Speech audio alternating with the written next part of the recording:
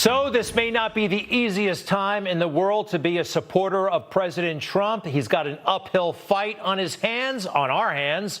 So we should celebrate and recognize the victories when we get them.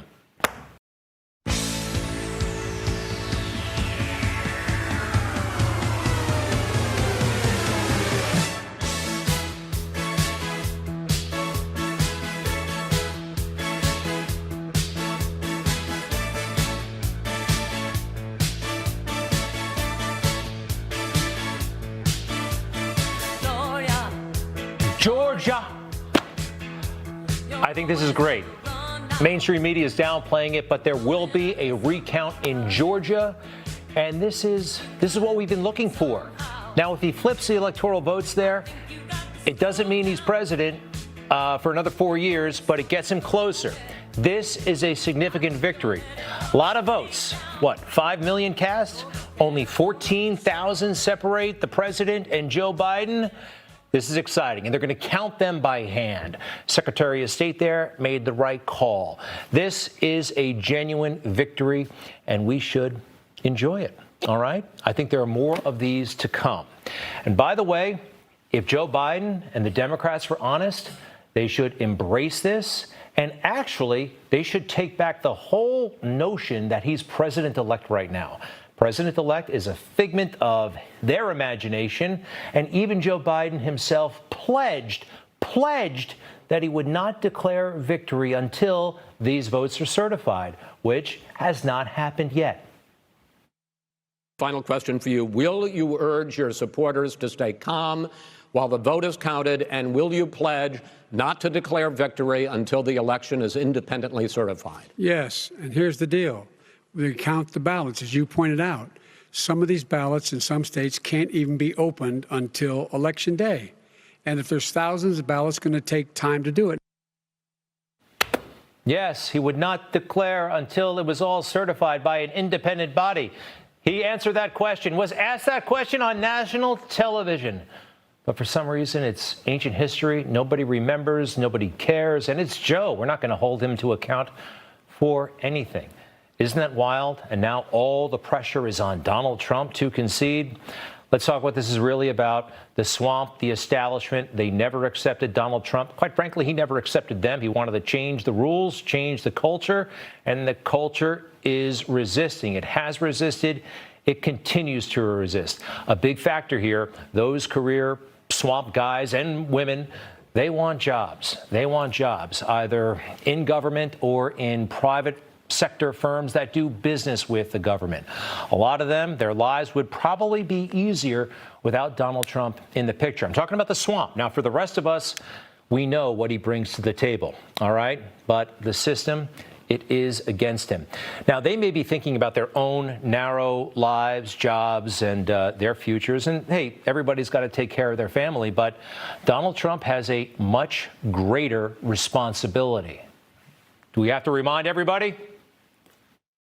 And will, to the best of my ability. And will, to the best of my ability. Preserve, protect, and defend. Preserve, protect, and defend. The Constitution of the United States. The Constitution of the United States. So help me God. So help me God. He has a duty to defend the Constitution. A duty. And in that Constitution, there are a lot of sections and clauses and subclauses and chapters about free and fair elections. The media, they're looking for, I don't know, I'm so confused by them. I don't know really what their agenda is. It's anti-Trump, we know that. But he actually is fulfilling the obligations of his office. Meanwhile, where's the evidence? I keep hearing that from the other side. Well, you haven't presented the evidence yet. That comes. I mean, we've seen this on television, right? I'm not a lawyer. Actually, I wish I was so I could help out. I really do. But not a lawyer. But I've seen it. You file, and then there's the discovery process, right? And that's where the evidence is found. Now, this man, his name is Richard Hopkins. He is a mailman from Erie, Pennsylvania. And he has come forward, and the story is he has seen some really strange things with ballots and postal workers, and he reportedly filed some sort of internal complaint, a whistleblower, if you will. Well, the mainstream media jumped all over him trying to debunk his story. Now he's saying that he never took it back. They're reporting that he did. It gets a little confusing, but what's not confusing is that people are out to destroy him because he potentially has information that helps the president. Now, what do they do with people who have information that might harm the president? What do they do with them? They get the royal treatment, don't they? The American people have heard the testimony of truly patriotic career public servants. I have no interest in advancing the outcome of your inquiry in any particular direction except toward the truth. Except towards the truth. And there they are, lauded by Time magazine again because they were going after the right guy. And they got great credentials. Did you see that one guy wearing a bow tie? But our guy, this mailman from Richard Hopkins, he's just a mailman. What does he know? Oh, no. And they jumped all over him and his story. He might have been badgered, by the way, in this process by the Postal Service. We'll see in the end, but I just don't like how they're treating this guy. From day one, they're trying to discredit him where they were celebrated, given national television time in Congress. We saw that during impeachment. A little bit over the top, maybe. All right. Meanwhile, the president today, it is Veterans Day, and he went to Arlington National Cemetery, and I believe he was truly moved. Let's watch this for a moment.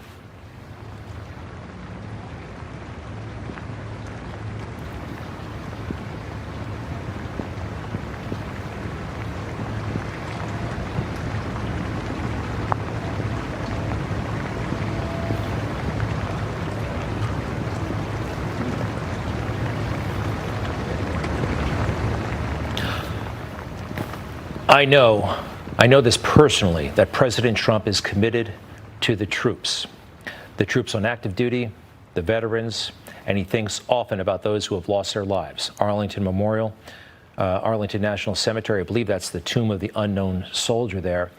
You can't tell me he's faking it or playing politics, but some little reporter at MSNBC thinks they can read the president's mind at this moment. As the outgoing president, he's trying to remind Americans he is still the commander-in-chief. That's why he's doing this very important ceremonial visit to Arlington National Cemetery today. That's why you've seen some personnel changes at the Department of Defense and elsewhere.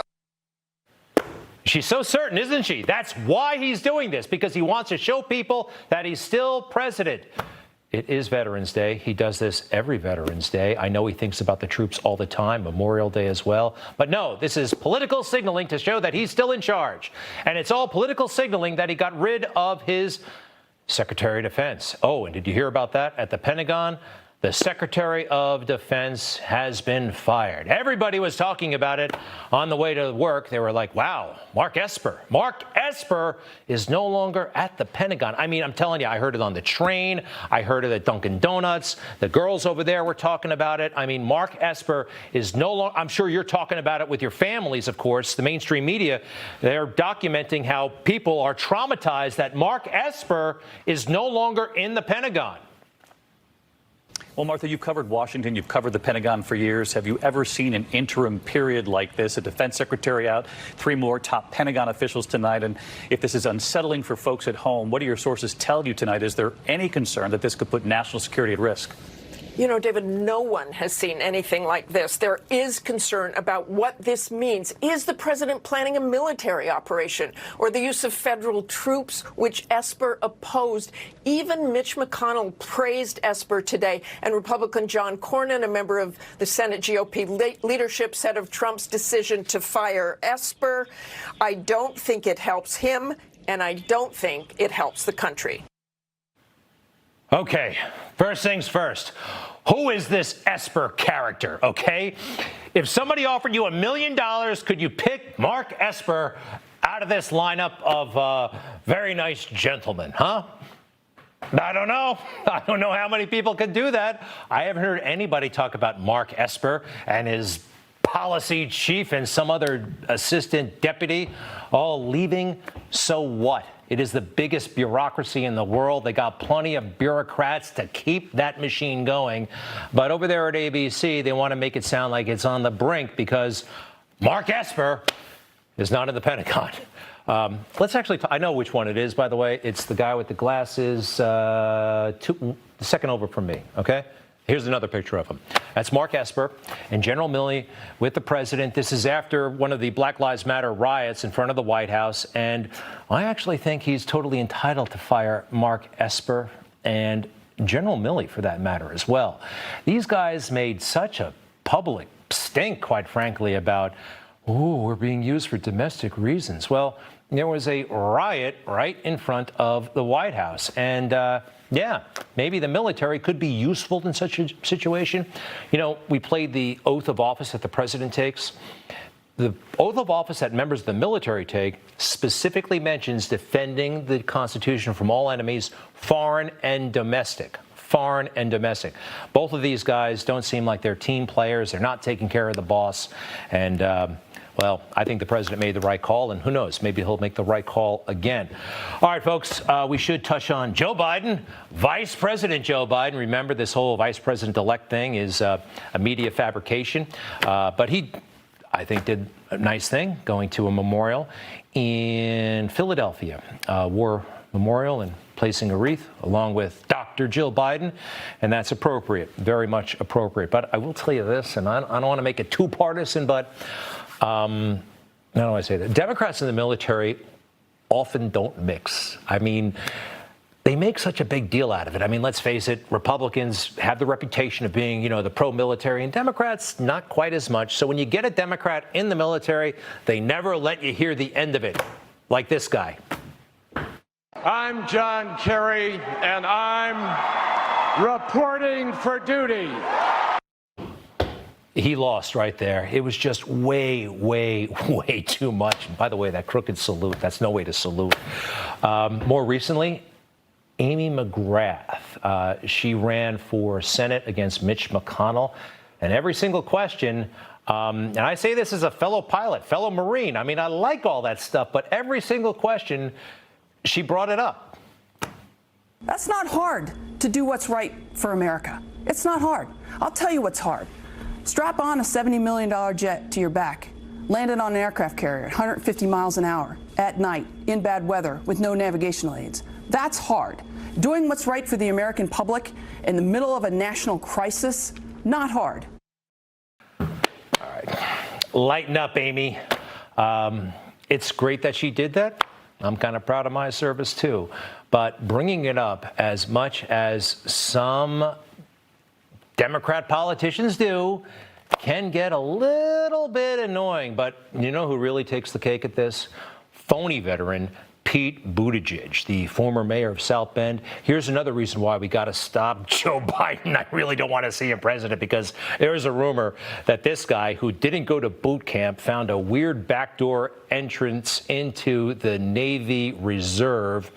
But boy, oh boy, he won't let anybody forget about that. They're talking about making him Secretary of Defense in a Biden administration. Let me tell you about my relationship to the First Amendment. It is part of the Constitution that I raised my right hand and swore to defend with my life. That is my experience, and it may not be the same as yours, but it counts, Senator. It counts. Oh, boy, just way too much. And I actually wrote about this a while back for the Wall Street Journal. I counted all of the times Mayor Pete mentioned his, 3 months in Afghanistan. Again, he found this weird backdoor into the military. He talked more about his 3 months in Afghanistan than John McCain talked about his 5 years in Vietnam when he ran for president in 2008. It's incredible. I got the numbers to back it up. So I don't think this guy belongs in the national conversation anytime soon. All right, brings me back to Donald Trump. Did not necessarily serve in the military, but I know he deeply, deeply cares. And when he goes to Arlington National, it's not for show. It's because he's got a good heart and he's doing the right thing. He never got enough credit for reforming the situation over at the Veterans Association. He announced when he ran for president that that was a problem over there, and he vowed to fix it. Not many candidates were talking about the VA when they decided to run for president. I think he will prevail. It might be a rainy day, but sunny days are in our future. Newsmax TV is now America's fastest growing cable news channel. We give you the real news you need. So subscribe to our YouTube channel and give us a thumbs up. If you like this video, share it with your friends. Newsmax TV streams live on YouTube for free. Newsmax TV, real news for real people.